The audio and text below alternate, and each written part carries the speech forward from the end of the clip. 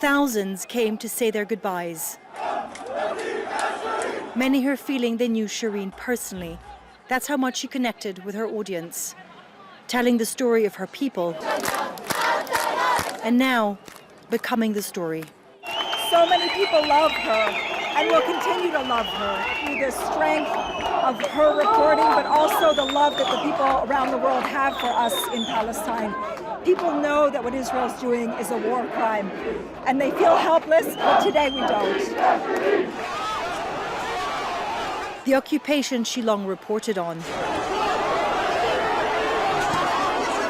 Just as the coffin started its final journey to the church.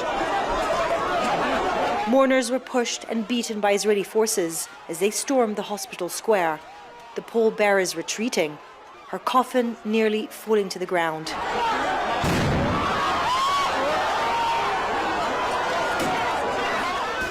Border police in riot gear, on horseback. Baffling scenes. At least one man pulled out of the hearse. Israeli forces also removing the Palestinian flag. I knew they were not going to let this day go by peacefully. I was on the front lines when we were trying to exit the hospital while they were carrying her casket. And the troop, they just stormed in and they were beating up everyone. It was very frightening, to be honest. There was also tension when Shireen's body arrived outside the church in the Christian quarter of the old city. Crowds filling the small streets of this ancient city.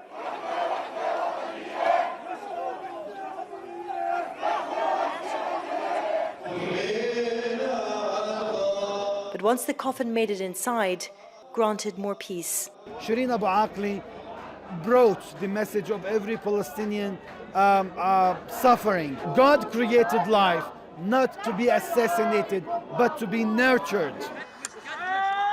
Abu Akleh was shot dead in the occupied West Bank while on an assignment in the Jenin refugee camp. Her funeral procession was joined by thousands of Palestinians, a show of the widespread affection and admiration she had earned through her years of reporting on their lives. Shireen Abu Akleh was buried next to her parents at the Mount Zion Cemetery. Both her parents died in the early stages of her career and never knew how loved and respected she'd become. The crowds have gone, the family has gone. Shireen's grave has now been sealed. But even after her death, she continued to tell the Palestinian story. Stefanie, Dekker, Al Jazeera, in occupied East Jerusalem.